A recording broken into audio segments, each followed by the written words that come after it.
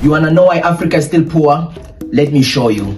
This here is 10 billion Zim dollars, 20 billion Zim dollars, 50 billion Zim dollars. And it doesn't stop there. It goes to 10 trillion dollars, 50 trillion dollars, 100 trillion dollars, the highest figure ever printed. Most videos about why Africa is poor will tell you about colonization, poor leadership, and corruption. Sure, those things do matter, but what they forget to tell you about is the most important: the money itself. So in this video, I am not just going to tell you another sad story about Africa. We are going to follow the money. Before I get to the main question, give me 1 minute to explain the foundation of the global system of money. The year is 1944, 3 weeks after D-Day landing, and 44 countries came together. The aim was to rebuild the world's financial system. As a side note, only 4 African countries were invited, which makes sense because those were the only countries that were considered to be independent back then. In this meeting, it was agreed that every major currency would be linked to the US dollar, and the US dollar, it should be backed by gold. But fast forward to the 1960s, and the US starts gaining the system, printing more money than it had gold for. But the other countries weren't stupid. They noticed how much money the US was printing. France was among the first to start returning its dollars in exchange for gold. The US didn't have enough gold to pay the world. So in 1971, President Nixon goes on TV and says, "The American economy is by far the strongest in the world. Accordingly, I have directed Secretary Connally to suspend temporarily the convertibility of the dollar into gold or other reserve assets." Sorry for passing the 1 minute mark, but this explanation is important. After President Nixon, money was no longer linked to gold. That's the big difference. America is allowed to make money from trust, while unfortunately many African countries lose money through trust and dependency. Let me double click on this. When America prints money, the world adjusts. But if you are not the United States, you pay the price with heavy inflation. And in Africa, nobody paid more than Zimbabwe. This country became the biggest example everyone was using to explain hyperinflation. But it's not just about inflation. African countries are spending more than we earn. For example, Africa exports raw materials and imports finished goods. This cycle keeps Africa stuck at the bottom of the value chain. But that's the thing, there are so many problems connected to how money causes poverty in Africa. But for this next section, I'm going to focus on one main question: who owns Africa's currency? Who really owns Africa's money? Is it the IMF and World Bank pouring billions into Africa's economies by attaching loan conditions so strict they can strangle an economy?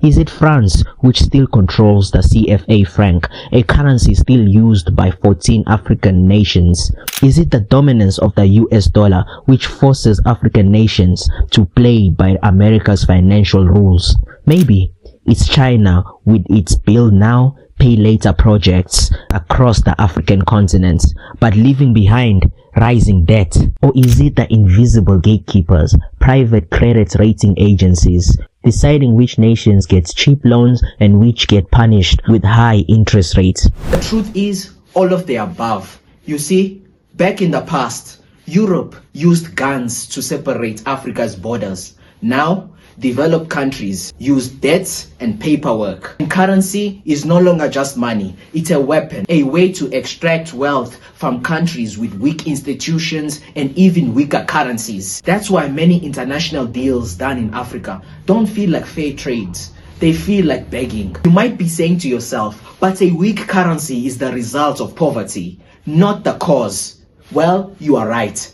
But what I have to say to that is, if the world trusts your currency like they do the United States, then you can print money without any consequences. During COVID in 2021, the United States, they printed this much, more than any other country.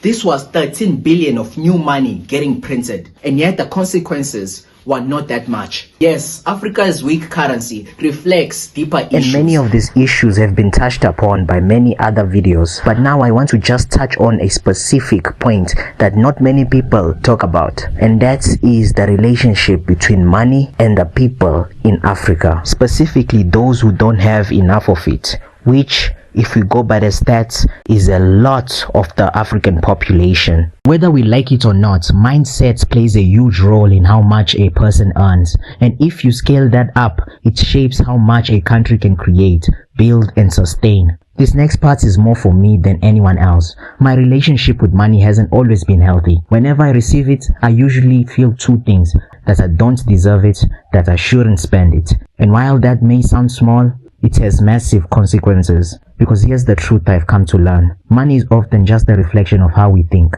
That's the real difference between developed and underdeveloped countries. Not just infrastructure, not just policies, it's the collective mindset about money. In wealthier nations, people are raised with the mindset of creation, investment, and value. In many poorer countries, especially across Africa, we have inherited a mindset of scarcity, passed down over generations.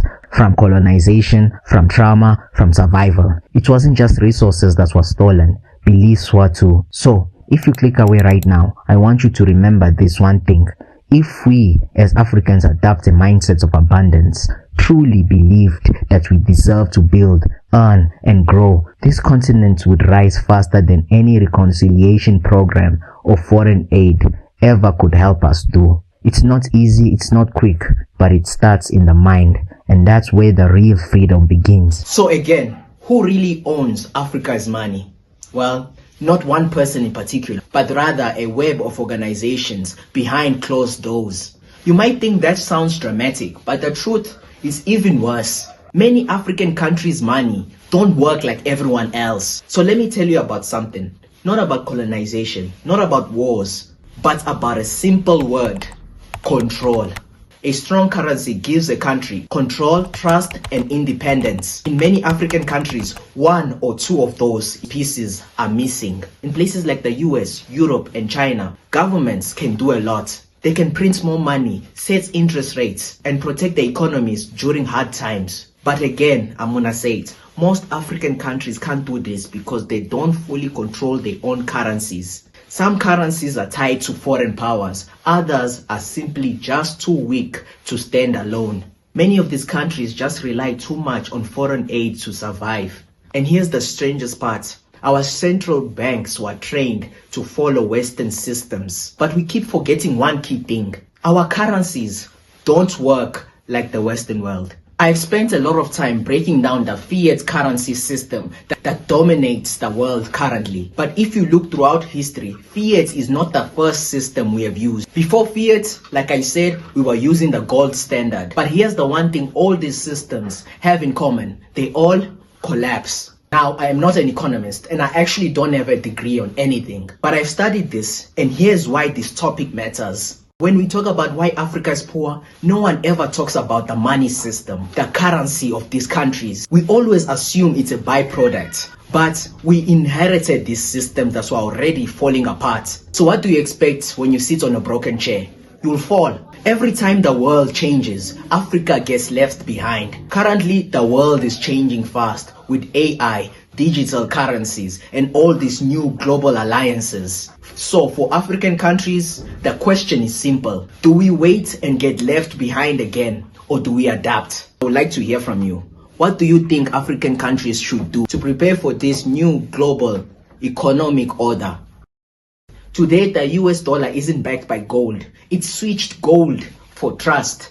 But now, some organizations around the world are starting to form and push back. They want to trade using other currencies. This threatens the US dollar monopoly that it has on the global trade. And that, I can say, is the biggest worry the US has. The dollar losing its special role in the world. And here's the simple truth. America is powerful because its dollar is trusted. Africa struggles because its currencies are not.